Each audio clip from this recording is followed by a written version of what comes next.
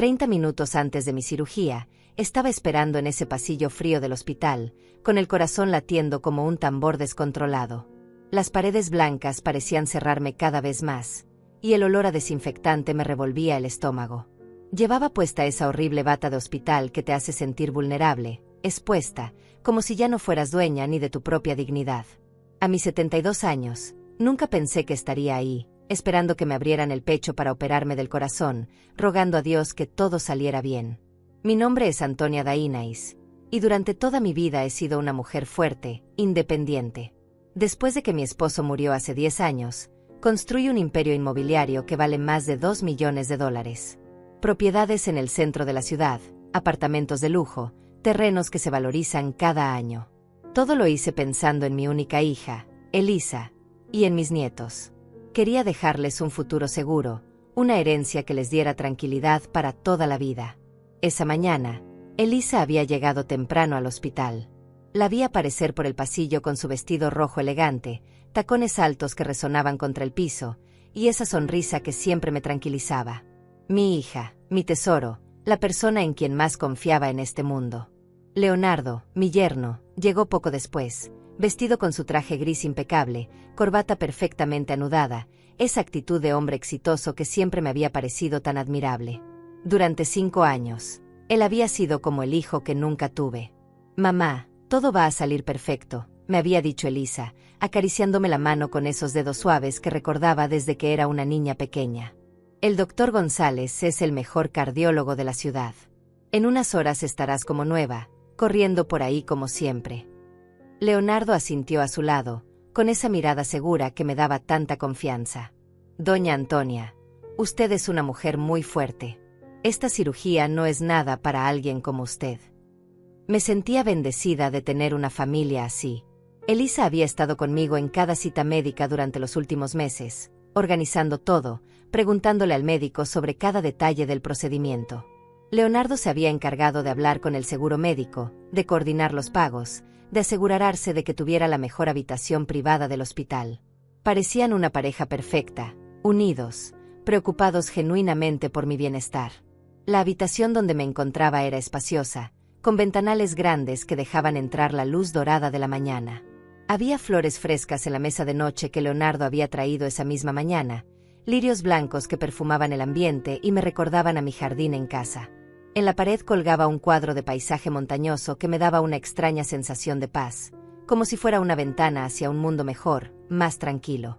Recuerdo que me quedé observando ese cuadro mientras esperaba, pensando en todos los momentos hermosos que había vivido. Mi boda con Roberto, el nacimiento de Elisa, sus primeros pasos, su graduación, el día que conoció a Leonardo y me dijo que había encontrado al amor de su vida. Todos esos recuerdos parecían formar una película perfecta de felicidad familiar. Leonardo siempre había sido atento conmigo.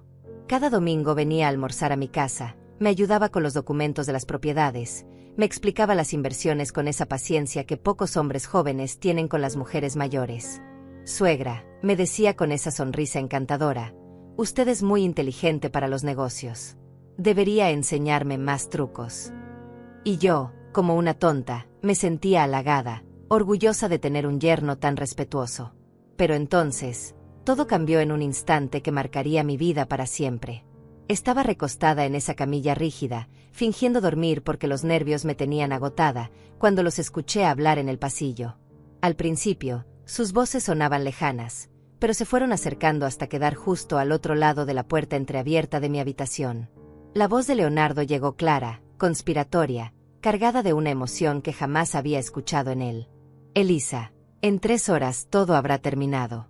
Ya tienes los documentos listos. Su tono era frío, calculador, completamente diferente al hombre cariñoso que conocía. Mi corazón se aceleró, y no precisamente por la cirugía que me esperaba. Sí, amor, respondió mi hija con una voz que me heló la sangre. El testamento falso está perfecto. En cuanto ella no despierte de la anestesia, o quede en estado vegetativo, podremos proceder. Los médicos ya dijeron que a su edad, con su condición cardíaca, las complicaciones son muy probables.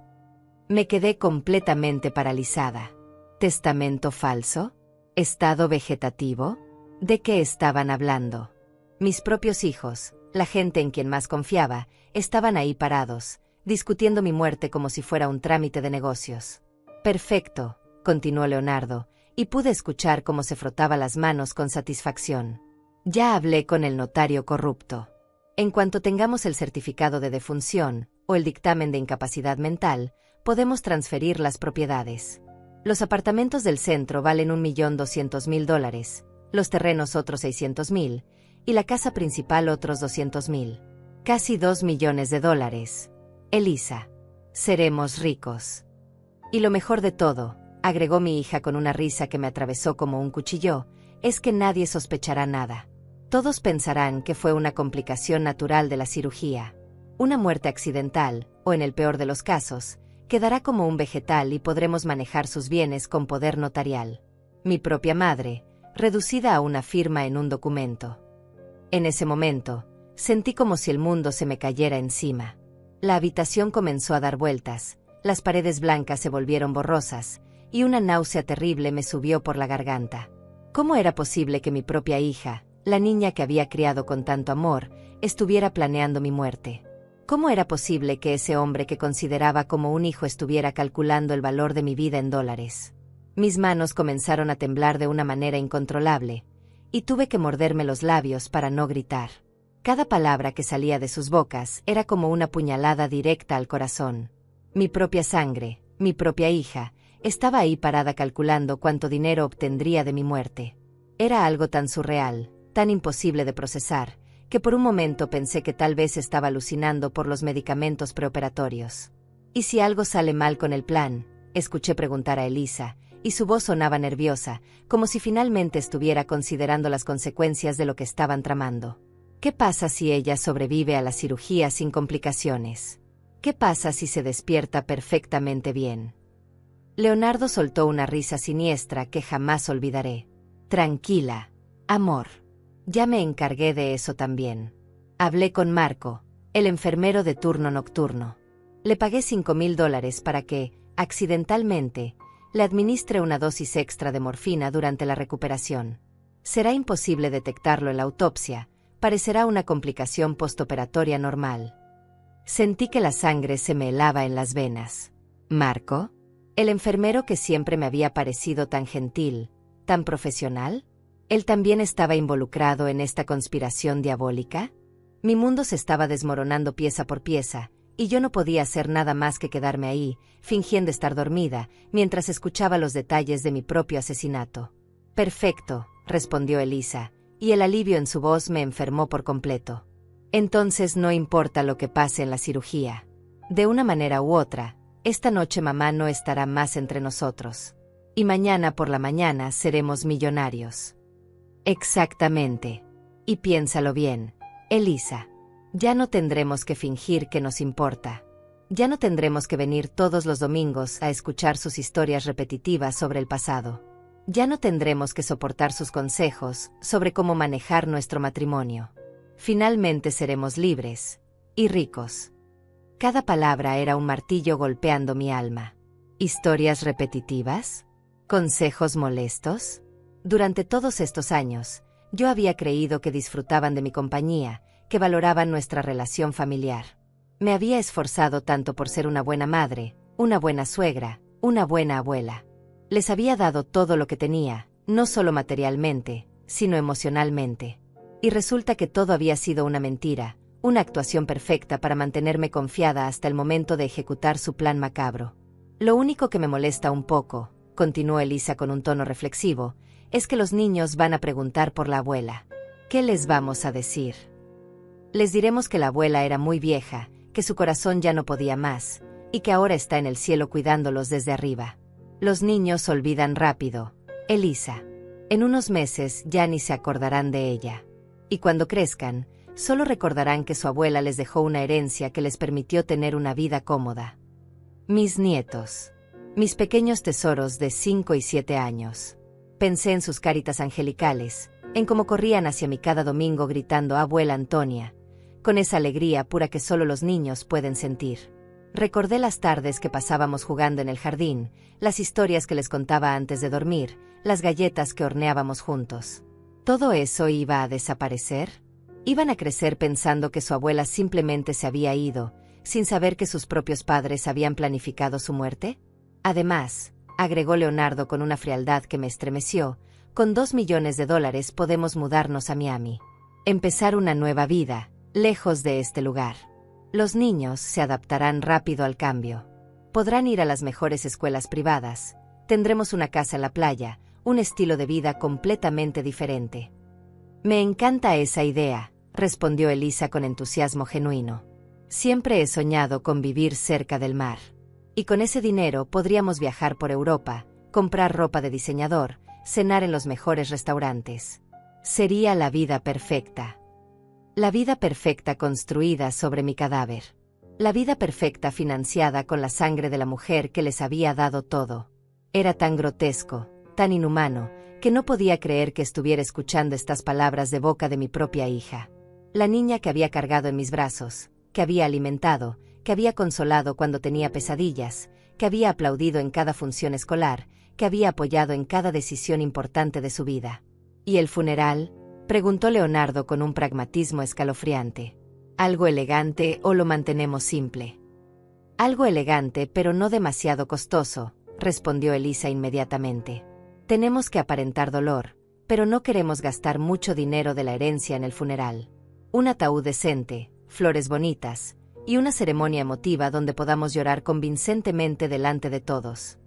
Llorar convincentemente. Esas palabras se quedaron grabadas en mi mente como hierro candente. Mi propia hija ya estaba ensayando cómo fingir dolor por mi muerte, cómo actuar el papel de la hija afligida para que nadie sospechara la verdad. Era una actuación tan elaborada, tan fría, que me di cuenta de que probablemente llevaban meses, tal vez años, planeando esto. Perfecto. Y después del funeral, esperamos una semana o dos para procesar los documentos legales. No queremos parecer desesperados. Hay que mantener las apariencias, concluyó Leonardo. En ese momento, escuché pasos acercándose por el pasillo. Era la enfermera Matilde, una mujer mayor de unos 50 años que había sido especialmente gentil conmigo desde que llegué al hospital. Sus pasos resonaban con firmeza, y pude escuchar cómo sus zapatos blancos se aproximaban a mi habitación. Señora Antonia, dijo Matilde con voz suave, en 15 minutos tenemos que llevarla al quirófano. ¿Cómo se siente? Elisa y Leonardo se apresuraron a entrar a la habitación, y de repente sus rostros se transformaron completamente. Las máscaras perfectas de preocupación familiar se deslizaron sobre sus facciones como si fueran actores profesionales. Elisa se acercó a mi camilla con lágrimas en los ojos, lágrimas que ahora sabía que eran completamente falsas. «Ay, mamá, estás despierta. ¿Escuchaste algo?» Estábamos hablando en el pasillo sobre lo nerviosos que estamos, dijo con una actuación tan convincente que, de no haber escuchado la conversación anterior, habría creído cada palabra. «No, hija, estaba dormida», murmuré, tratando de controlar mi voz para que no temblara. Solo escuché que llegó la enfermera. Leonardo se ubicó al otro lado de la camilla y tomó mi otra mano. Sus dedos se sentían fríos, como los de un reptil, pero su sonrisa era cálida y tranquilizadora. «Doña Antonia, queremos que sepa que estaremos aquí esperándola cuando salga de la cirugía. No se vaya a preocupar por nada. Nosotros nos encargaremos de todo mientras usted se recupera». Sí, se encargarían de todo. Se encargarían de mi muerte, de mi funeral, de dividir mi herencia, de mudarse a Miami con el dinero manchado de sangre. La ironía era tan cruel que me dieron ganas de reír y llorar al mismo tiempo. Matilde comenzó a preparar la camilla para trasladarme al quirófano, revisando los documentos médicos, ajustando las mantas, verificando mi identificación. Todo el protocolo normal antes de una cirugía que podría ser mi última, pero que en lugar de ser un procedimiento médico para salvar mi vida, se había convertido en la oportunidad perfecta para que mi propia familia me asesinara. ¿Está lista, señora Antonia?, preguntó Matilde con esa profesionalidad tranquilizadora que caracterizaba a las mejores enfermeras. Sí, respondí, aunque por dentro estaba gritando que no estaba lista para morir, que no quería que mi vida terminara de esa manera tan traicionera. Pero tenía un plan formándose en mi mente, una idea desesperada que tal vez, solo tal vez, podría salvarme la vida. Mientras Matilde empujaba mi camilla por los pasillos hacia el quirófano, mi mente trabajaba a velocidad de relámpago. Cada segundo que pasaba era crucial, Cada momento podría ser la diferencia entre la vida y la muerte. Sabía que tenía que actuar rápido, pero también tenía que ser inteligente. Si Elisa y Leonardo sospechaban que había escuchado su conversación, acelerarían sus planes o encontrarían otra manera de eliminarme. Matilde, susurré cuando estuvimos lo suficientemente lejos de Elisa y Leonardo, necesito pedirte un favor muy importante. Es una emergencia. La enfermera se inclinó hacia mí con preocupación genuina en sus ojos. ¿Qué pasa, señora Antonia? ¿Se siente mal? Necesito llamar al doctor. No, no es eso. Necesito que me ayudes a hacer una llamada telefónica antes de entrar al quirófano. Es urgente, cuestión de vida o muerte. Mi voz temblaba, pero traté de sonar lo más convincente posible. Matilde frunció el ceño, claramente confundida. Señora, ya estamos muy cerca del quirófano. El doctor González está esperándola. No podemos retrasar la cirugía.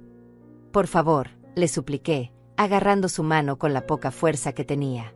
Solo necesito 2 minutos. Hay algo que tengo que arreglar urgentemente, algo que no puede esperar. Te prometo que después podemos proceder con la operación. Algo en mi tono debió convencerla, porque Matilde detuvo la camilla y me miró directamente a los ojos. ¿Es algo relacionado con sus documentos legales? Su testamento. Exactamente, respondí rápidamente. Hay un problema con mi testamento que acabo de recordar. Si algo me pasa durante la cirugía, mi familia podría tener problemas legales graves. Solo necesito hacer una llamada rápida a mi abogado. Matilde pareció entender la seriedad de la situación. Está bien, pero tiene que ser muy rápido. Voy a llevarla a una habitación privada cerca del quirófano. Ahí puede hacer su llamada mientras yo le digo al doctor que necesitamos 5 minutos más. Mi corazón se aceleró, pero esta vez de esperanza en lugar de terror. Matilde me llevó a una pequeña habitación que parecía ser una oficina médica, con un escritorio, algunas sillas y, más importante, un teléfono. Me ayudó a sentarme en una silla y me pasó el auricular. Gracias, Matilde. No sabes lo que esto significa para mí, le dije con lágrimas reales corriendo por mis mejillas. Con manos temblorosas marqué el número de Rafael, mi abogado de confianza durante los últimos 15 años.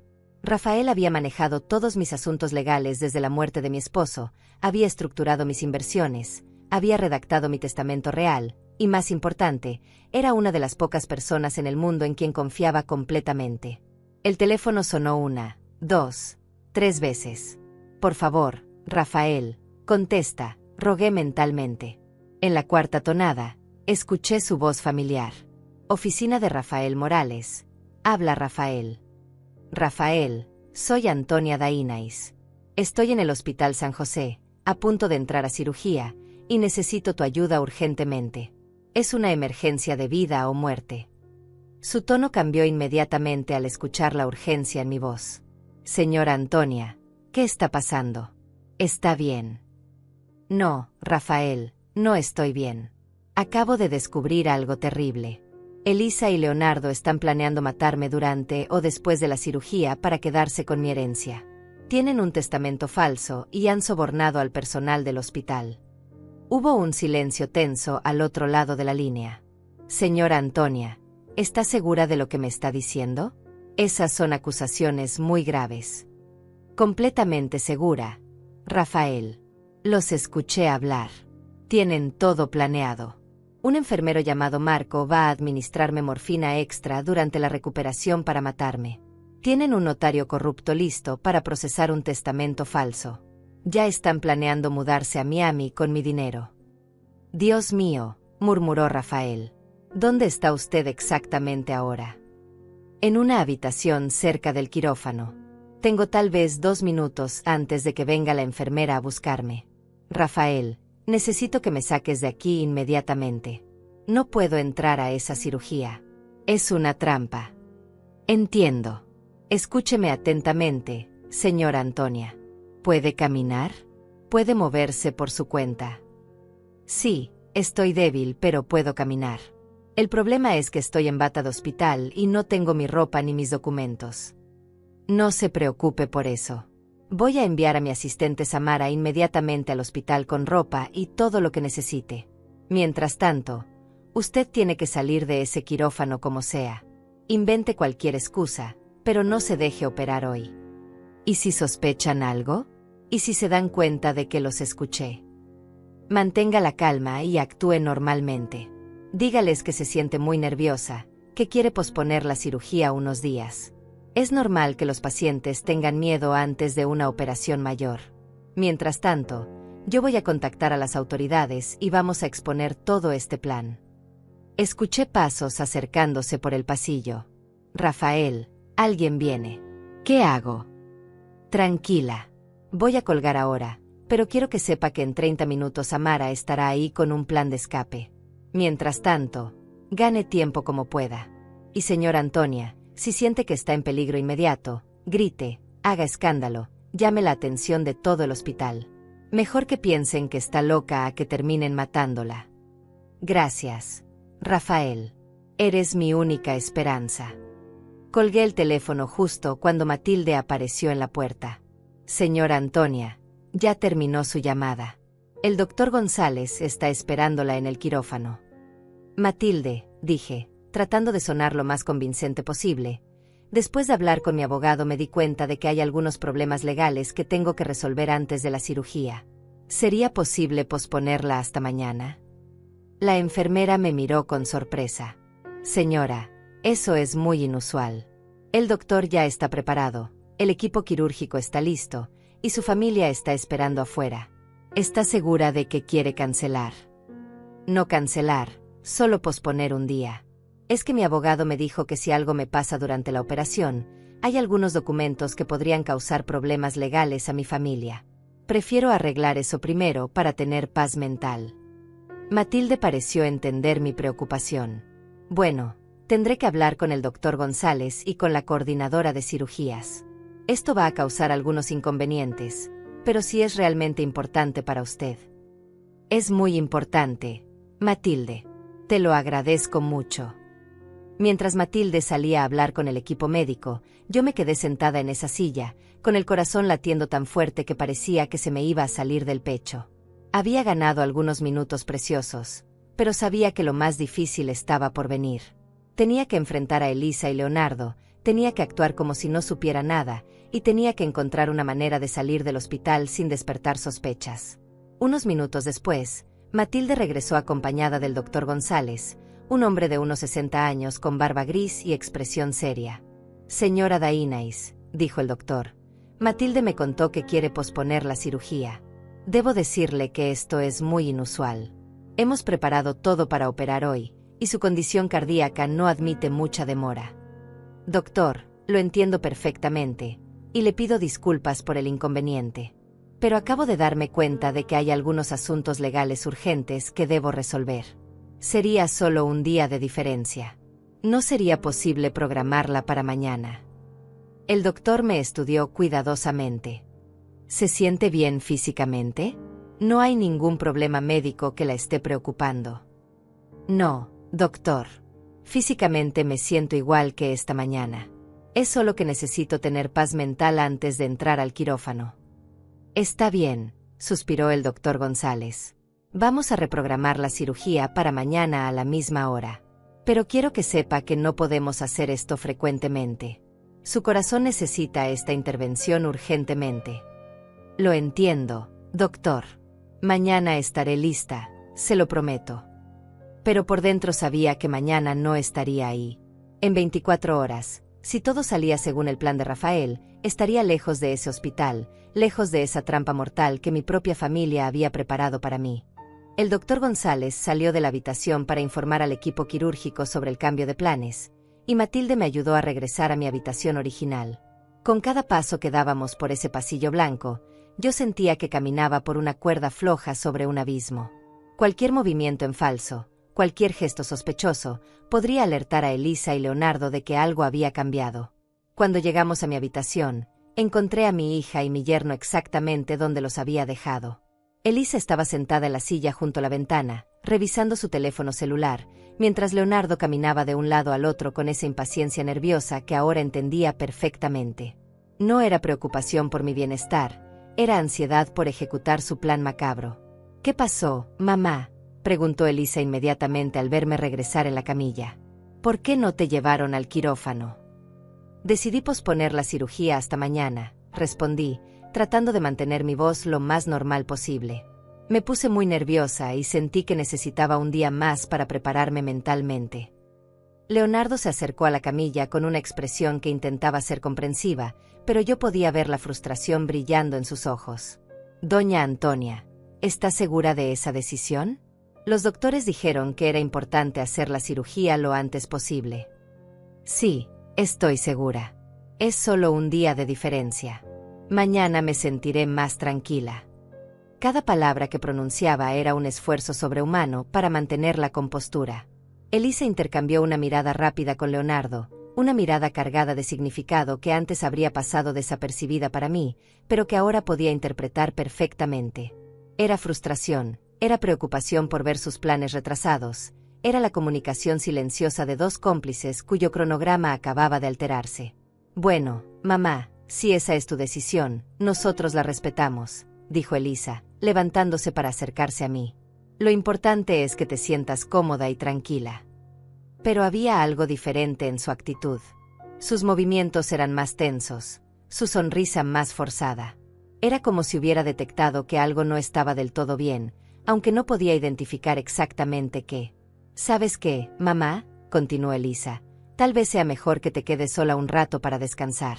Leonardo y yo vamos a ir a almorzar y después regresaremos para acompañarte durante la tarde. No, hija, no es necesario que se vayan. Me gusta tener compañía, respondí rápidamente, porque la última cosa que quería era quedarme sola en esa habitación donde Marco, el enfermero corrupto, podría venir a visitarme. Insistimos, doña Antonia, dijo Leonardo con esa firmeza amable que usaba cuando quería que las cosas se hicieran a su manera. Usted necesita descansar, y nosotros también necesitamos tomar un poco de aire fresco. Han sido horas muy tensas para todos. No tenía más opción que aceptar. Está bien, pero no se demoren mucho. No me gusta estar sola en el hospital. Regresamos en 2 horas máximo, prometió Elisa, besándome la frente con esos labios que ahora me parecían venenosos. Descansa, mamá. Mañana será un día muy importante. Sí, pensé, mañana sería muy importante, pero no de la manera que ellos imaginaban. Después de que salieran, me quedé acostada en la cama, contando cada segundo que pasaba. Habían transcurrido 20 minutos desde mi llamada con Rafael, lo que significaba que Samara debería llegar en 10 minutos más. Pero 10 minutos podían parecer una eternidad cuando tu vida está en peligro. Traté de mantenerme calmada recordando todos los años que Rafael había trabajado para mí. Había manejado la venta de mis primeras propiedades cuando mi esposo murió, había estructurado las inversiones que me habían hecho rica, había redactado contratos, había resuelto disputas legales. Si alguien podía sacarme de esta pesadilla, era él. Exactamente 30 minutos después de mi llamada telefónica, una mujer joven apareció en la puerta de mi habitación.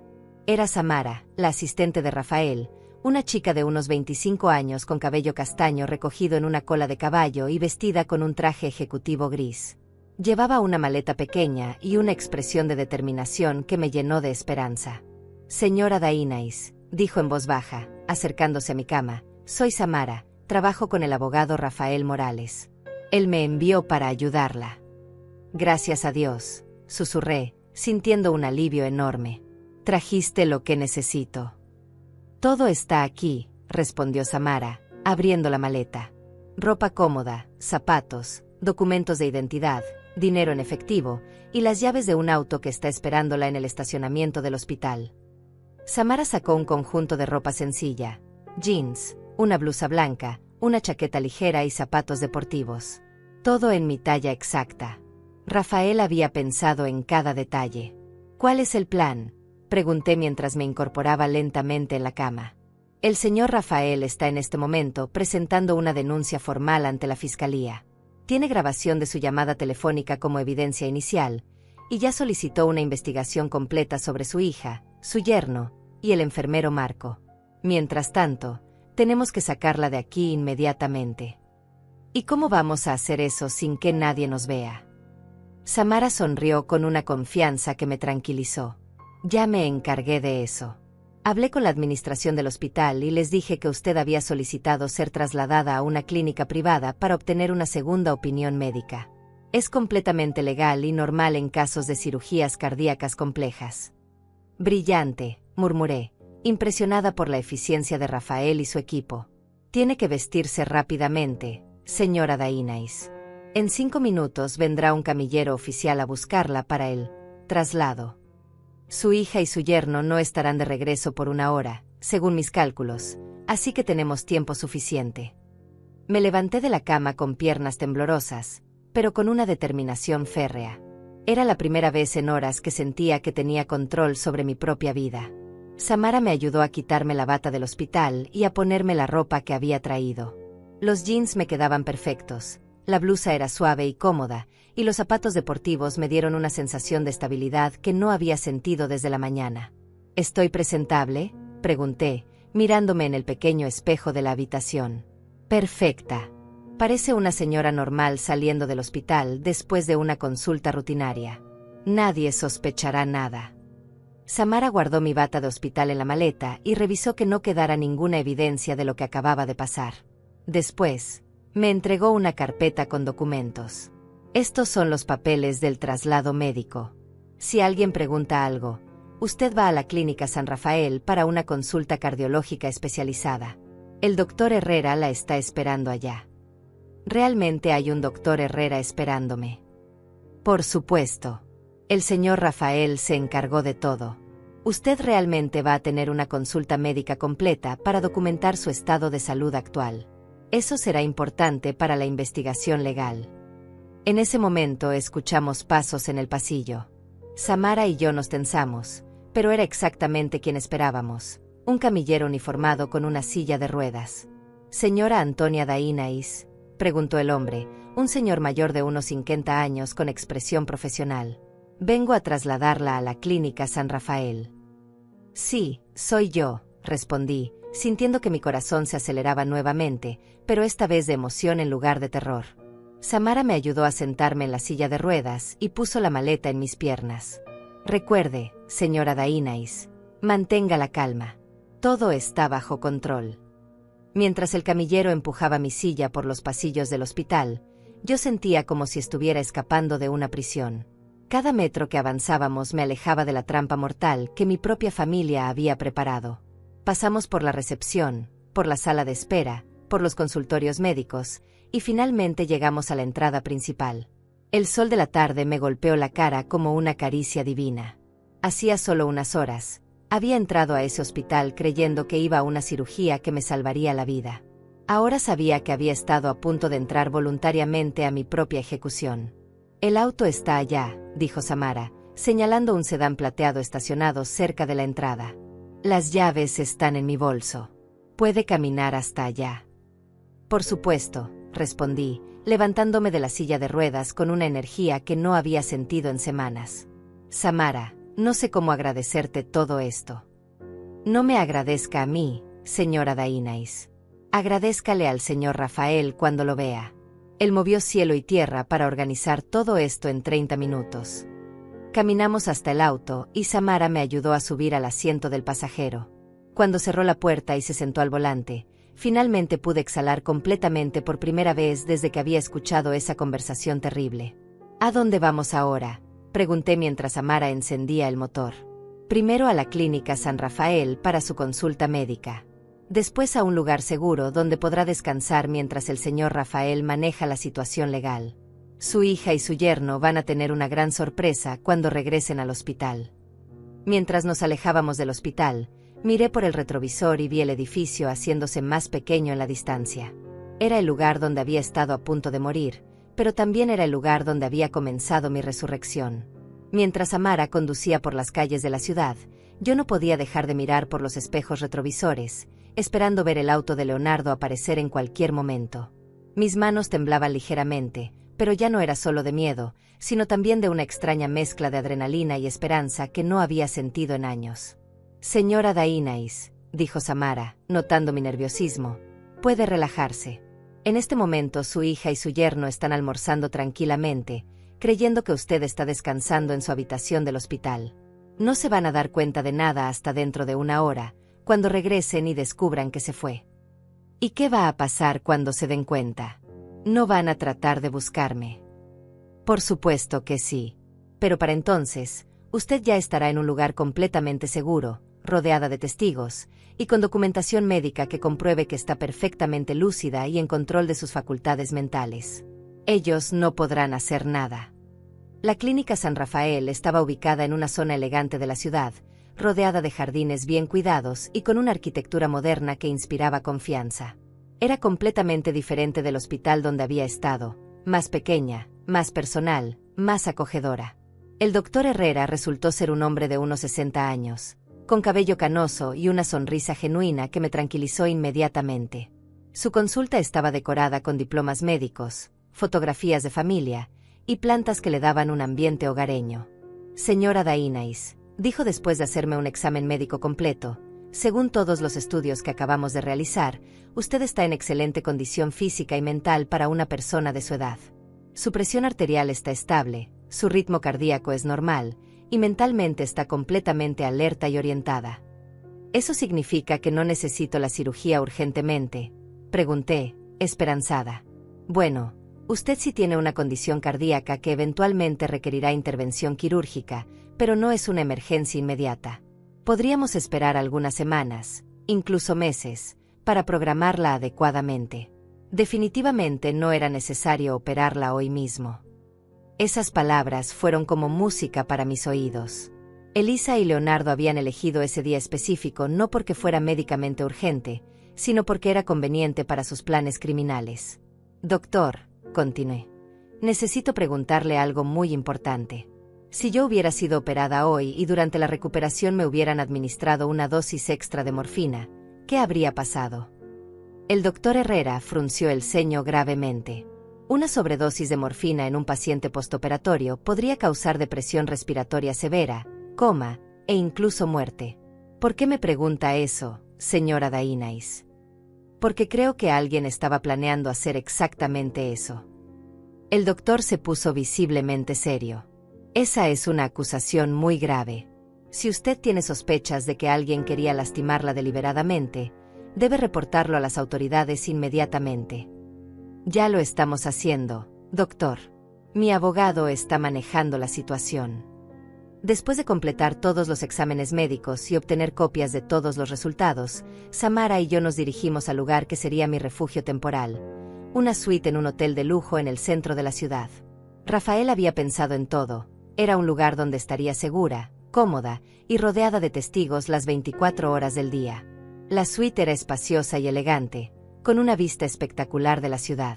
Tenía una sala de estar, un dormitorio amplio, un baño lujoso, y lo más importante para mi situación, servicio telefónico las 24 horas y seguridad privada en el edificio. El señor Rafael llegará en una hora, me informó Samara mientras organizaba mis pocas pertenencias. Mientras tanto, puede descansar, pedir servicio a la habitación, o lo que necesite.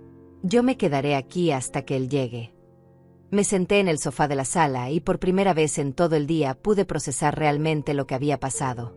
Mi propia hija, la niña que había criado con tanto amor, había planeado mi muerte. El hombre que consideraba como un hijo había calculado el valor de mi vida en dólares. Era una traición tan profunda, tan dolorosa, que parte de mí todavía no podía creerlo completamente. Pero al mismo tiempo, sentía una extraña sensación de liberación. Durante años, tal vez sin darme cuenta, había estado viviendo para complacer a otros, tratando de ser la madre perfecta, la suegra perfecta, la abuela perfecta. Había dado todo de mí sin pedir nada a cambio, creyendo que eso era amor. Ahora me daba cuenta de que había estado viviendo una mentira. El teléfono de la habitación sonó, interrumpiendo mis reflexiones. Era la recepción del hotel. Señora Dainais, hay una pareja aquí abajo preguntando por usted. Dicen ser su hija y su yerno. Quiere que los dejemos subir. Mi corazón se aceleró inmediatamente. No, respondí firmemente. No quiero verlos. Por favor, díganles que no estoy registrada en este hotel. Entendido, señora Dainais. ¿Hay algo más que podamos hacer por usted? Sí. Si esa pareja insiste o causa problemas, llamen a la policía inmediatamente. Samara, que había escuchado la conversación, se acercó a la ventana y miró hacia la calle. «Los veo», dijo. «Están parados frente al hotel, hablando acaloradamente. Elisa se ve muy alterada, y Leonardo está hablando por teléfono. ¿Cómo me encontraron tan rápido?» «Probablemente llamaron a todos los hoteles y clínicas de la ciudad. Pero no se preocupe, señora Dainais. No pueden hacer nada. Usted está aquí por voluntad propia, es una adulta competente, y tiene todo el derecho de estar donde quiera». 20 minutos después, el teléfono volvió a sonar. Esta vez era la voz familiar de Rafael. «Señora Antonia, acabo de llegar al hotel. ¿Está usted bien?» «Sí, Rafael, estoy bien. Pero Elisa y Leonardo están aquí abajo buscándome». «Lo sé, los vi cuando llegué. No se preocupe, ya se están yendo». Al parecer el personal del hotel les dejó muy claro que no podían molestarla. 5 minutos después, Rafael tocó la puerta de mi suite. Al verlo, sentí un alivio enorme. Rafael era un hombre de unos 50 años, alto, con cabello gris perfectamente peinado, siempre vestido con trajes impecables, y con esa presencia tranquila pero autoritaria que caracteriza a los mejores abogados. «Señora Antonia», dijo, abrazándome con la calidez de una amistad de muchos años, «me alegra mucho verla a salvo. Cuando recibí su llamada esta mañana, no podía creer lo que me estaba contando. Rafael, gracias por todo lo que has hecho hoy. Literalmente me salvaste la vida». «No me agradezca todavía, señora Antonia. El día apenas está comenzando. Ahora tenemos que asegurarnos de que Elisa y Leonardo paguen por lo que estuvieron a punto de hacer». Rafael se sentó frente a mí y sacó una carpeta llena de documentos de su maletín. «Quiero que sepa exactamente lo que está pasando y cuáles son nuestros próximos pasos». «Te escucho». «Primero, esta mañana presenté una denuncia formal ante la Fiscalía por conspiración para cometer homicidio. Tengo la grabación de nuestra conversación telefónica como evidencia inicial. Segundo, solicité una investigación completa de las finanzas de Elisa y Leonardo para determinar si han estado robándole dinero gradualmente durante estos años. Esa posibilidad no se me había ocurrido, pero tenía mucho sentido. ¿Crees que han estado robándome?» «Es muy posible, señora Antonia. Personas que planean un asesinato tan elaborado probablemente han estado preparándose durante mucho tiempo. Tercero, ya contacté al Hospital San José para investigar al enfermero Marco. Si realmente aceptó dinero para matarla, vamos a tener evidencia sólida. ¿Y el testamento falso que mencionaron?» «Esa es una excelente pregunta. Mañana vamos a ir juntos a mi oficina para revisar su testamento real y asegurarnos de que esté completamente protegido. También vamos a crear nuevas medidas de seguridad para que nadie pueda falsificar sus documentos legales». Rafael continuó explicándome los detalles legales, pero yo estaba pensando en algo más personal. «Rafael, ¿qué va a pasar con mis nietos? Ellos son inocentes en todo esto». «Entiendo su preocupación, señora Antonia, y es muy noble de su parte pensar en ellos después de lo que sus padres intentaron hacerle. Legalmente, podemos estructurar las cosas para proteger el futuro de los niños sin beneficiar a Elisa y Leonardo». «¿Cómo?» «Podemos crear un fideicomiso especial para sus nietos, administrado por un tercero neutral. El dinero estaría disponible para su educación, salud y gastos necesarios, pero Elisa y Leonardo nunca podrían tocarlo». La idea me gustó inmediatamente. Mis nietos no tenían culpa de los crímenes de sus padres, y merecían tener un futuro seguro. «Hay algo más, señora Antonia», continuó Rafael con una expresión más seria. «Esta noche, Elisa y Leonardo van a darse cuenta de que sus planes han fracasado completamente. Van a estar desesperados, y las personas desesperadas pueden hacer cosas impredecibles. Por eso, a partir de mañana, usted va a tener protección de seguridad personal las 24 horas del día». «¿Es realmente necesario?» «Absolutamente. Hemos arruinado un plan que les habría dado $2 millones. No sabemos hasta dónde están dispuestos a llegar para recuperar ese dinero». En ese momento, el teléfono de mi habitación sonó nuevamente. Era la recepción. «Señora Dainais, la pareja que estuvo aquí antes acaba de regresar. Esta vez trajeron a 2 niños pequeños». Están en el lobby y dicen que los niños quieren ver a su abuela. Mis nietos. Elisa había traído a mis nietos para chantajearme emocionalmente. Sentí como si me hubieran clavado un puñal en el corazón. Usar a mis nietos como chantaje emocional era una crueldad que iba más allá de todo lo que había imaginado. Rafael, que había escuchado la conversación, me miró con comprensión y al mismo tiempo con preocupación profesional. Señora Antonia, esto es exactamente lo que esperábamos. Van a usar todos los recursos emocionales posibles para manipularla. ¿Qué quiere hacer? Mis manos temblaron mientras sostenía el auricular. Podía imaginar perfectamente la escena en el lobby. Mis pequeños Mateo y Sofía, de 5 y 7 años respectivamente, confundidos y asustados, preguntándose por qué no podían ver a su abuela. Elisa probablemente les había dicho que yo estaba enferma, que necesitaba verlos urgentemente. Diles que bajen, le dije finalmente al recepcionista. Pero solo los niños. Los adultos se quedan en el lobby. Señora Antonia, intervino Rafael inmediatamente, no creo que sea una buena idea. Pueden estar usando a los niños para llegar hasta usted. Rafael, esos niños son inocentes. No puedo negarles ver a su abuela sin una explicación. Pero tienes razón sobre los adultos. Ellos no suben. Llamé nuevamente a la recepción. Por favor, dígales que los niños pueden subir solos, pero que los adultos deben quedarse abajo. Si no están de acuerdo con esa condición, que se vayan. 5 minutos después escuché unos golpecitos suaves en la puerta. Cuando abrí, encontré a mis 2 nietos parados en el pasillo, tomados de la mano, con esas caritas angelicales que siempre me derretían el corazón.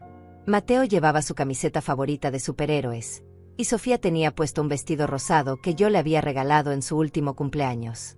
«Abuela Antonia», gritó Sofía, corriendo hacia mí para abrazarme. «Mami dijo que estabas enferma en el hospital, pero después dijeron que te habías ido. Estábamos preocupados». Mateo se acercó más tímidamente. «Abuela, ¿por qué no fuiste a casa hoy?»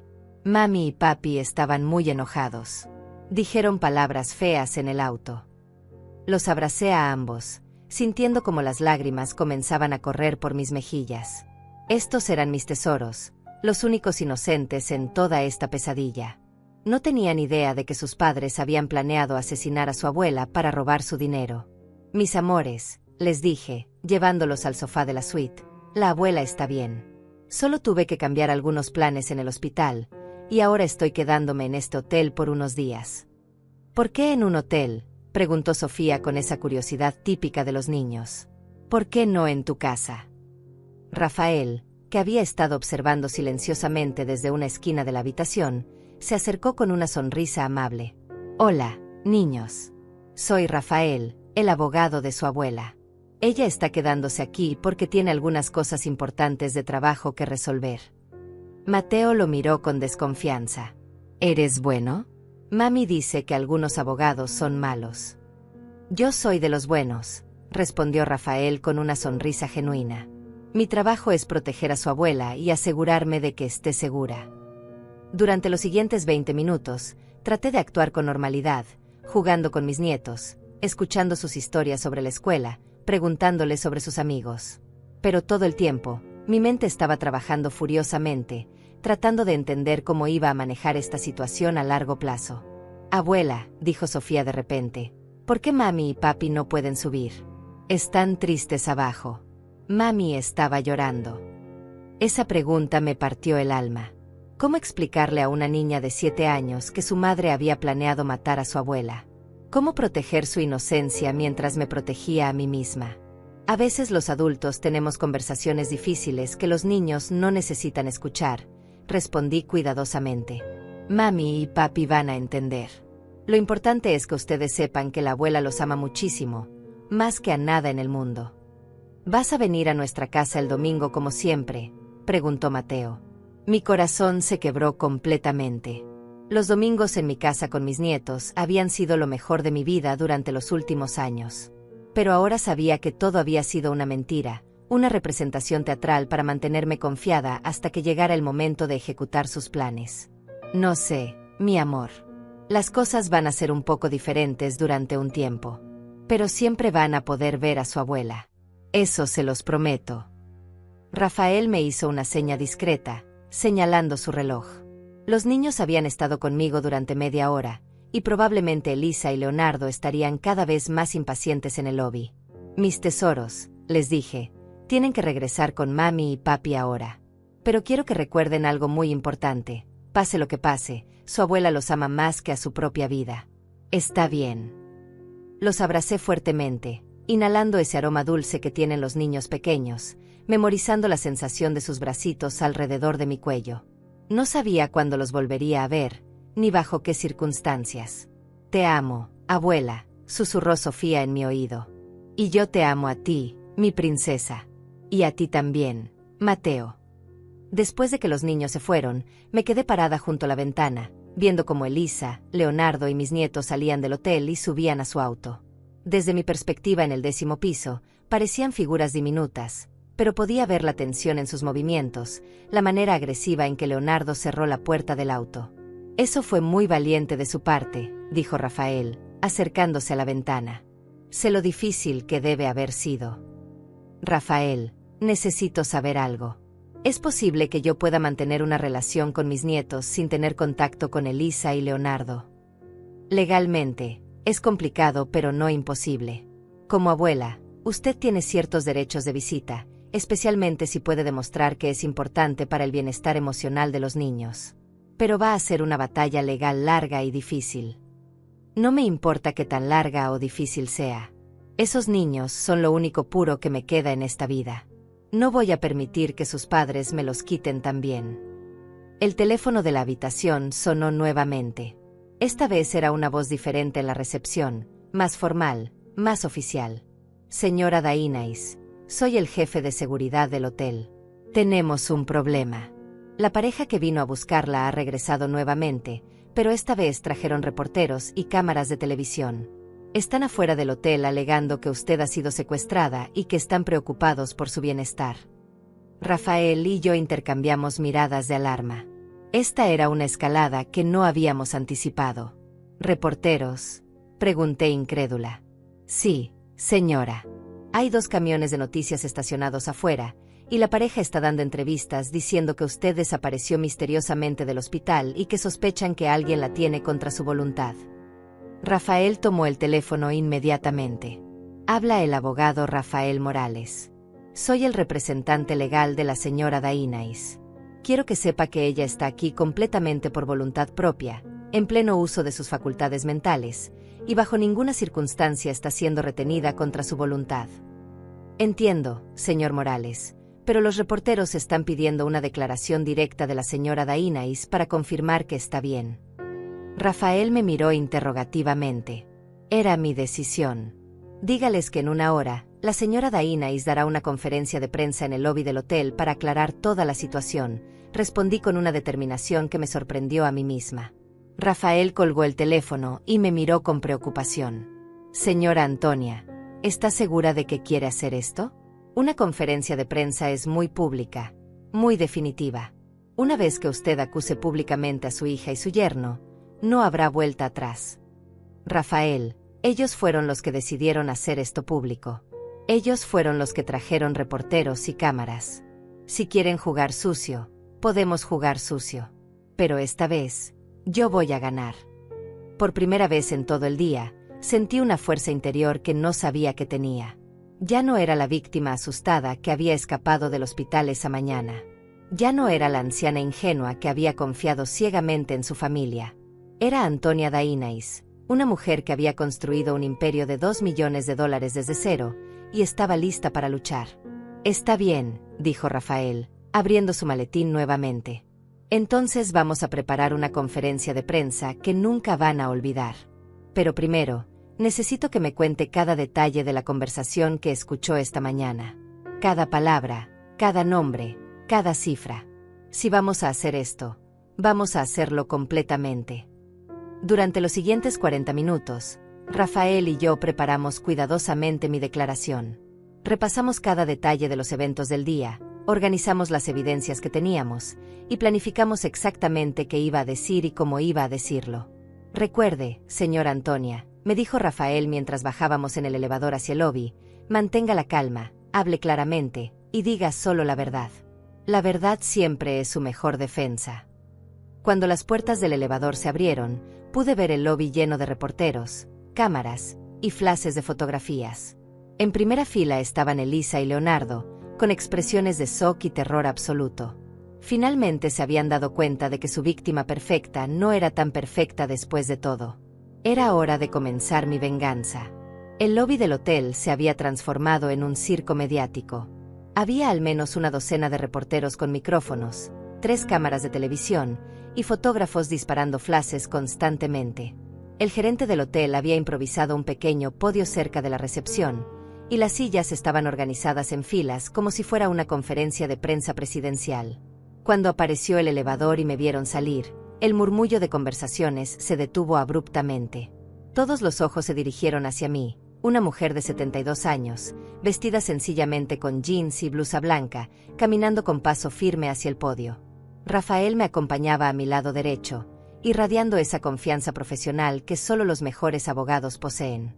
Pero las miradas que más me impactaron fueron las de Elisa y Leonardo. Mi hija estaba pálida como un papel, con los ojos muy abiertos y las manos temblando visiblemente. Leonardo tenía la mandíbula tensa y una expresión de pánico apenas controlado. Fue en ese momento que me di cuenta del poder que tenía en mis manos. Ellos habían venido aquí esperando controlar la narrativa, esperando presentarse como la familia preocupada buscando a su madre desaparecida. Jamás imaginaron que yo tomaría el control de la situación. Me coloqué detrás del podio y ajusté el micrófono. El sonido se escuchó por todo el lobby, y el silencio se volvió absoluto. Durante unos segundos, simplemente observé a la audiencia, dejando que la tensión creciera. Buenas tardes. Comencé con voz clara y firme. Mi nombre es Antonia Dainais. Tengo 72 años, estoy en pleno uso de mis facultades mentales, y estoy aquí por voluntad propia para aclarar una situación muy grave que ha afectado mi vida y mi familia. Las cámaras se acercaron, los reporteros prepararon sus grabadoras, y pude ver cómo Elisa y Leonardo intercambiaban miradas desesperadas. Esta mañana, continué, estaba en el Hospital San José esperando una cirugía cardíaca programada. 30 minutos antes de entrar al quirófano, escuché por casualidad una conversación entre mi hija Elisa y mi yerno Leonardo que cambió mi vida para siempre. Un murmullo de expectación recorrió la audiencia. Los reporteros se inclinaron hacia adelante, sabiendo que estaban a punto de escuchar algo extraordinario. Los escuché discutiendo detalladamente cómo iban a beneficiarse de mi muerte durante la cirugía. Hablaron de un testamento falsificado, de un enfermero corrupto que recibiría $5,000 para administrarme una dosis letal de morfina durante la recuperación, y de cómo se iban a dividir mi herencia de $2 millones. El lobby explotó en exclamaciones de shock. Los flashes de las cámaras se intensificaron, y pude ver cómo varios reporteros hablaban urgentemente por teléfono, probablemente con sus redacciones. «Eso es mentira», gritó Leonardo desde su asiento, levantándose abruptamente. «Esta mujer está senil. Está inventando historias locas». «Señor», intervino Rafael inmediatamente, acercándose al micrófono, «le sugiero que se mantenga callado. Todo lo que diga puede y será usado en su contra en los procedimientos legales que ya están en curso». Elisa también se levantó, con lágrimas corriendo por su rostro. «Mamá, ¿cómo puedes decir esas cosas horribles sobre nosotros? Nosotros te amamos. Estábamos desesperados buscándote porque pensamos que algo malo te había pasado». La actuación de mi hija era tan convincente que, por un momento, hasta yo misma dudé de lo que había escuchado. Pero entonces recordé cada palabra venenosa que había salido de su boca esa mañana, cada detalle macabro de su plan. «Elisa», dije, mirándola directamente a los ojos, «menciona el nombre del enfermero que Leonardo sobornó con $5,000. Se quedó completamente muda. Su rostro se puso aún más pálido, y su boca se abrió y cerró como un pez fuera del agua. Menciona el nombre del notario corrupto que iba a procesar el testamento falso. Silencio absoluto. Dime cuánto calcularon que valían mis propiedades del centro de la ciudad». Leonardo tomó a Elisa del brazo, tratando de sacarla del lobby. «No tenemos que escuchar estas acusaciones ridículas. Vámonos, Elisa». Pero los reporteros los rodearon inmediatamente, bloqueando su salida con micrófonos y cámaras. «Es cierto que planearon matar a su suegra», gritó una reportera. ¿Pueden confirmar o negar las acusaciones específicas que ella ha hecho?, preguntó otro. ¿Dónde están los nietos de la señora Dainais? Los están usando para chantaje emocional. Las preguntas llovían desde todas las direcciones, y pude ver cómo Leonardo y Elisa se desmoronaban bajo la presión. Ya no podían mantener sus máscaras de familia preocupada. El pánico puro se había apoderado de sus rostros. Regresé al micrófono para continuar mi declaración. Quiero que todos sepan que no estoy actuando por venganza o resentimiento. Estoy actuando para salvar mi vida. Esta mañana, literalmente escapé de mi propia ejecución. Señora Dainais, gritó un reportero desde el fondo, ¿tiene evidencia física de estas acusaciones? Rafael se acercó al micrófono. Tenemos grabación de la llamada telefónica que la señora Dainais me hizo desde el hospital, donde relató en tiempo real lo que había escuchado. Tenemos documentación médica que comprueba que su cirugía no era urgente y podía haberse pospuesto. Y tenemos una investigación en curso sobre las finanzas de los acusados y el personal del hospital mencionado. ¿Han arrestado al enfermero Marco?, preguntó otra reportera. Esa información es parte de la investigación activa de la Fiscalía, respondió Rafael profesionalmente. En ese momento, Elisa rompió a llorar descontroladamente. Mamá, por favor. Los niños nos están viendo en televisión. Piensa en tus nietos. Esa mención de mis nietos me llenó de una furia fría y calculada.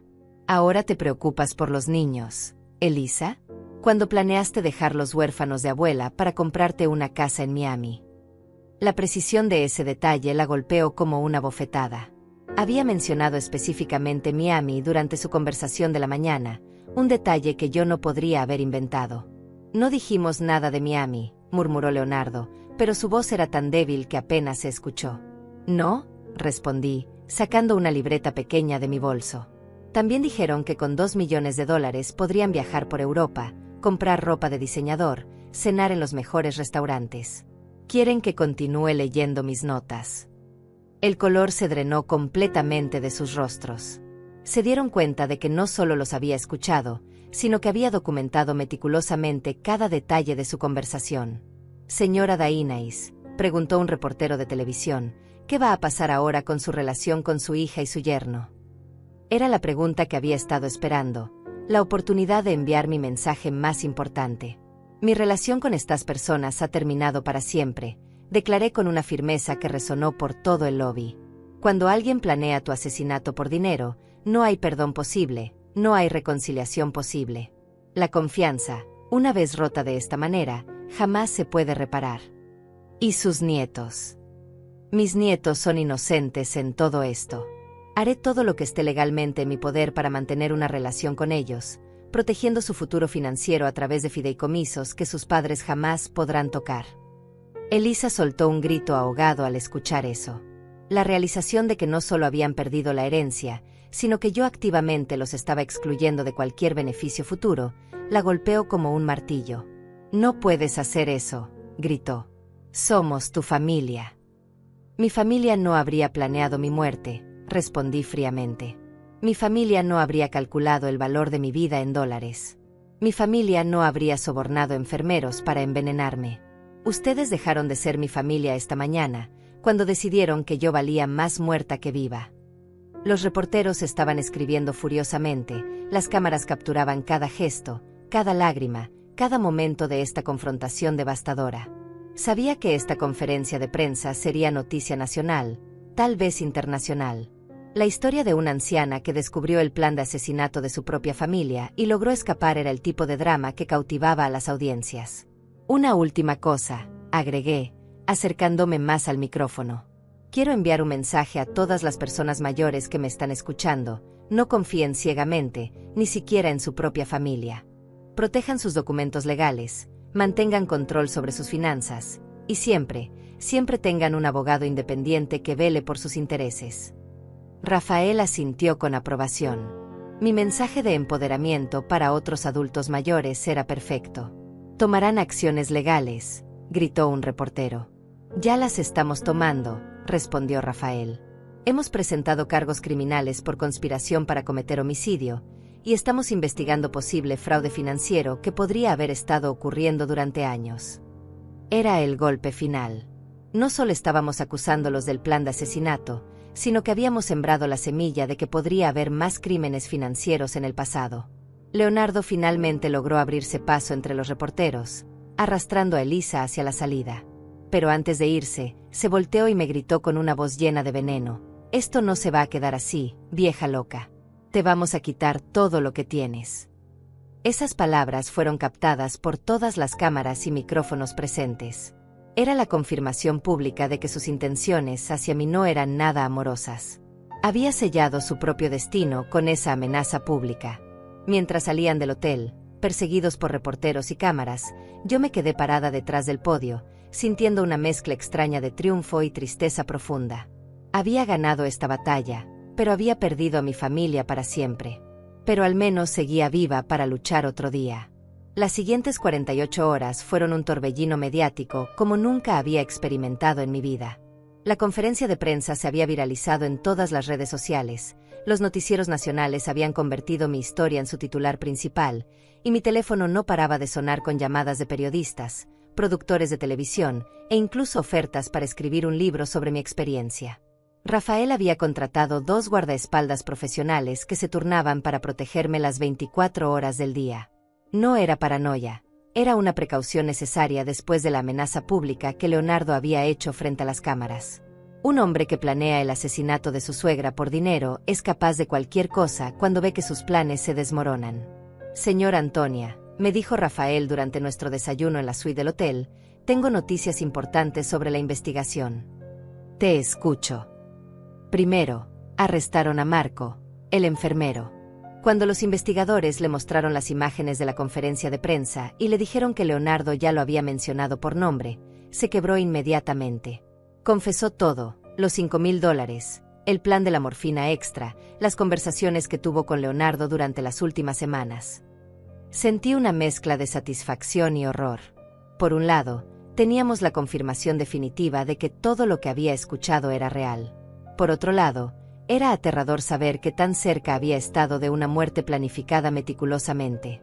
Segundo, continuó Rafael, hemos encontrado evidencia de que Elisa y Leonardo han estado robándole dinero durante los últimos 3 años.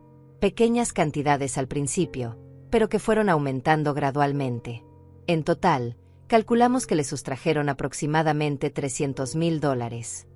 $300,000, repetí, incrédula. ¿Cómo es posible que no me haya dado cuenta? Fueron muy inteligentes. Utilizaron su acceso a sus cuentas bancarias para hacer transferencias que parecían gastos legítimos, reparaciones de propiedades que nunca se realizaron, seguros que nunca se compraron, inversiones falsas. Leonardo tiene conocimientos de contabilidad que le permitieron cubrir muy bien sus tracks. La traición era aún más profunda de lo que había imaginado. No solo habían planeado matarme, sino que llevaban años robándome sistemáticamente. ¿Y el notario corrupto? Ahí es donde se pone interesante, dijo Rafael con una sonrisa astuta. No pudimos encontrar a ningún notario corrupto dispuesto a falsificar su testamento. Creemos que Leonardo estaba mintiendo, tal vez para impresionar a Elisa o para sonar más seguro del plan. Probablemente pensaba resolver ese detalle después de su muerte. Entonces el plan no estaba tan bien organizado como pensé. Exacto. Era el plan de 2 aficionados desesperados por dinero, no de criminales profesionales. Lo que los hace más peligrosos en algunos aspectos, pero también más fáciles de atrapar. En ese momento, mi teléfono personal sonó. Era un número que reconocí inmediatamente. Mi hermano Marco, que vivía en otra ciudad y con quien había perdido contacto gradualmente durante los últimos años. «Antonia», escuché su voz familiar, llena de preocupación. «Acabo de ver las noticias. No puedo creer lo que está pasando. ¿Estás bien?» «Marco», respondí, sintiendo una emoción genuina por primera vez en días. «Qué bueno escuchar tu voz». «Sí, estoy bien. Asustada, traicionada, pero viva». «Hermana, voy a ir para allá inmediatamente. No deberías estar pasando por esto sola». «No estoy sola, Marco. Tengo un excelente abogado y protección de seguridad. Pero me encantaría verte. Tomo el próximo vuelo. Llegaré esta noche». Después de colgar, me di cuenta de algo importante. Durante años, Había estado tan enfocada en complacer a Elisa y Leonardo que había descuidado otras relaciones familiares. Marco era mi hermano menor, un hombre honesto y trabajador que nunca me había pedido nada. Tal vez era hora de reconectar con las personas que realmente me amaban sin condiciones. Rafael interrumpió mis reflexiones. Señora Antonia, hay algo más que necesitamos discutir. Elisa y Leonardo han contratado un abogado y están preparando su defensa. ¿Qué tipo de defensa? Van a alegar que usted tiene demencia senil, que inventó toda la historia y que está siendo manipulada por mí para cambiar su testamento en mi favor. La audacia de esa estrategia me dejó sin palabras.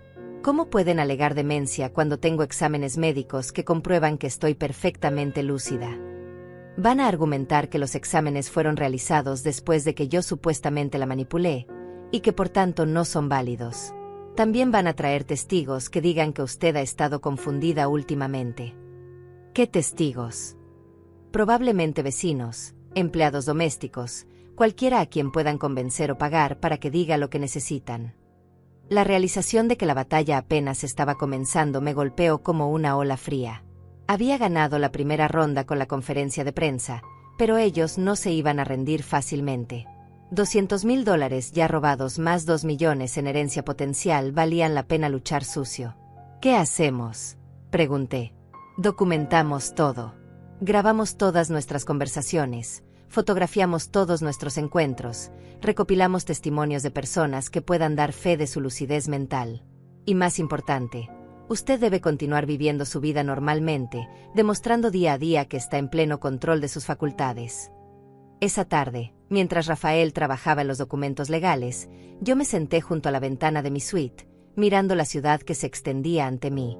Por primera vez en años, me sentía realmente libre. Ya no tenía que fingir que disfrutaba de esas cenas familiares tensas. Ya no tenía que escuchar los consejos condescendientes de Leonardo sobre mis finanzas. Ya no tenía que actuar como la abuela perfecta mientras me robaban a mis espaldas. Mi teléfono sonó nuevamente. Esta vez era un número desconocido. Señora Dainais, dijo una voz femenina joven. Mi nombre es Valeria, soy periodista de investigación. He estado siguiendo su caso, y me gustaría hacerle una propuesta. ¿Qué tipo de propuesta? Queremos hacer un documental sobre su historia. No solo sobre el intento de asesinato, sino sobre el problema más amplio del abuso financiero de adultos mayores. Su caso podría ayudar a miles de personas en situaciones similares. La idea me intrigó inmediatamente. Si mi experiencia horrible podía servir para proteger a otras personas mayores de ser victimizadas por sus propias familias, tal vez todo este dolor habría valido la pena. Me interesa, respondí, pero tendría que hablar con mi abogado primero. Por supuesto. También queremos asegurarle que tendría control editorial completo sobre cómo se presenta su historia. No queremos explotar su tragedia, sino empoderarla para ayudar a otros. Después de colgar, me quedé pensando en el giro extraordinario que había tomado mi vida. 3 días atrás, era una anciana ingenua que confiaba ciegamente en su familia. Ahora era una sobreviviente, una activista potencial, una mujer que había recuperado control sobre su destino. Mi hermano Marco llegó esa noche, y por primera vez en 72 horas, pude relajarme completamente. Estar con alguien que me amaba sin condiciones, que no tenía ninguna agenda oculta, que simplemente quería asegurarse de que estuviera bien, me recordó cómo se sentía tener una familia real.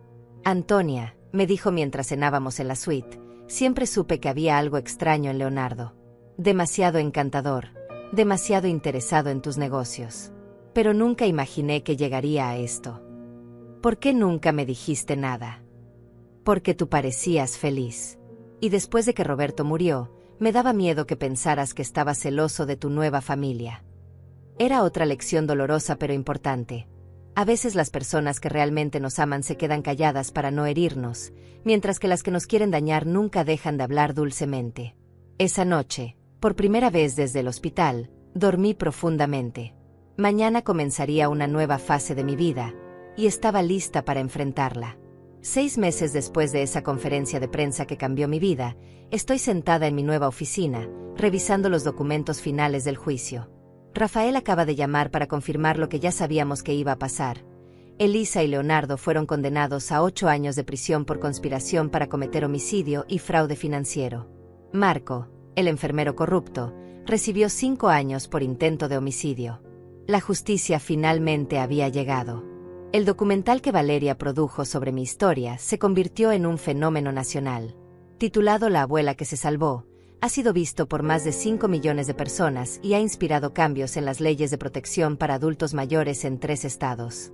He recibido más de 10.000 cartas de personas compartiendo sus propias historias de abuso familiar, y muchas han logrado protegerse gracias a mi ejemplo. Mi hermano Marco se mudó a vivir cerca de mí, y hemos reconstruido la relación familiar que había perdido durante años. Resulta que cuando te rodeas de personas que realmente te aman, la vida se vuelve mucho más rica y significativa. Lo más complicado de todo ha sido la situación con mis nietos. Después de meses de batallas legales, logré obtener derechos de visita supervisados. Los veo cada 2 sábados en un centro familiar, bajo la supervisión de un trabajador social. Al principio fue doloroso y artificial, pero gradualmente hemos comenzado a reconstruir nuestra relación. Mateo, ahora de 6 años, me preguntó la semana pasada por qué sus papás estaban en el lugar donde van las personas que hacen cosas malas. Le expliqué, con palabras que pudiera entender, que a veces las personas toman decisiones equivocadas que lastiman a otros, y que tienen que aprender a ser mejores. «¿Pero tú sigues siendo nuestra abuela?», me preguntó Sofía con esos ojitos que todavía me derriten el corazón. «Para siempre y por siempre», le respondí. «No importa qué pase, yo siempre voy a ser su abuela que las ama más que a nada en el mundo». He establecido fideicomisos educativos para ambos niños que les garantizarán la mejor educación posible, sin que sus padres puedan tocar un centavo. Cuando cumplan 18 años, tendrán acceso a fondos suficientes para la universidad y para comenzar sus vidas adultas de manera independiente. Mi salud, irónicamente, ha mejorado considerablemente desde que escapé de esa trampa mortal. El estrés de vivir con mentiras constantes me estaba matando lentamente sin que me diera cuenta. Ahora, rodeada de honestidad y amor genuino, mi presión arterial se ha estabilizado y mi corazón se ha fortalecido. Todavía necesito la cirugía eventualmente, pero ya no es urgente. He usado mi nueva fama para crear la Fundación Antonia Dainais para la protección de adultos mayores. Trabajamos con abogados, trabajadores sociales y autoridades para identificar y prevenir el abuso financiero y físico de personas mayores por parte de sus propias familias. Es desgarrador descubrir qué tan común es este problema, pero también es esperanzador ver cuántas personas podemos ayudar. Rafael sigue siendo mi abogado y se ha convertido en uno de mis mejores amigos. Me ayudó no solo a sobrevivir la crisis, sino a transformarla en propósito. «Señora Antonia», me dijo hace poco, «usted convirtió la traición más grande de su vida en el triunfo más importante». A mis 73 años, he aprendido lecciones que ojalá hubiera sabido antes. La familia real no está definida por la sangre, sino por el amor y la lealtad genuinos. El perdón no siempre es posible ni necesario cuando alguien ha intentado destruirte. Y nunca es demasiado tarde para tomar control de tu propia vida y escribir un nuevo capítulo.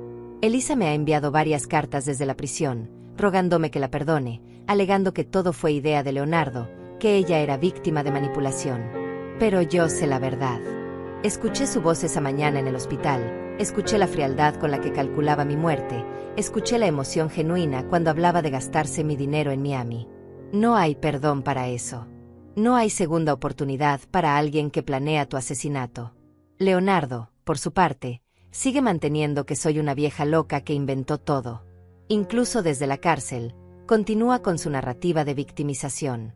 Pero las evidencias fueron abrumadoras. La confesión de Marco, los registros bancarios de los robos, las grabaciones de nuestras conversaciones y el testimonio de múltiples testigos sobre mi lucidez mental. Esta mañana, mientras revisaba las solicitudes de ayuda que llegan a mi fundación, encontré una carta que me llamó especialmente la atención. Era de una mujer de 68 años en una situación muy similar a la que yo viví, sospechas de que su hijo y su nuera estaban planeando algo terrible para apoderarse de su herencia. «Señora Dainais», escribía, «su historia me salvó la vida. Cuando leí sobre su experiencia, me di cuenta de que las señales que estaba viendo en mi propia familia no eran paranoia mía. Busqué ayuda legal, contraté investigadores privados, y descubrimos que efectivamente habían falsificado varios documentos y estaban planeando declararme mentalmente incompetente. Cartas como esa me recuerdan por qué valió la pena exponer mi dolor más íntimo ante el mundo entero. Al final del día, cuando regreso a mi nueva casa, más pequeña pero infinitamente más pacífica que la anterior, me siento en mi jardín y reflexiono sobre el viaje extraordinario que ha sido mi vida. Perdí una hija y un yerno, pero gané una familia elegida de personas que realmente me valoran. Perdí la inocencia sobre la bondad incondicional de la familia, pero gané sabiduría y fuerza que nunca supe que tenía. Y lo más importante, estoy viva. No solo físicamente, sino espiritualmente más viva de lo que había estado en años. 30 minutos antes de mi cirugía, escuché el plan que iba a terminar con mi vida. Pero esos 30 minutos no fueron el final de mi historia, fueron el comienzo de mi renacimiento. A todas las personas que puedan estar escuchando esta historia, confíen en sus instintos, protejan sus documentos legales, mantengan control sobre sus finanzas, y recuerden que nunca es demasiado tarde para defender su derecho a vivir con dignidad y respeto. La verdad siempre encuentra su camino, y la justicia, aunque a veces tarde, siempre llega. Mi nombre es Antonia Dainais, tengo 73 años, y esta es mi historia de supervivencia.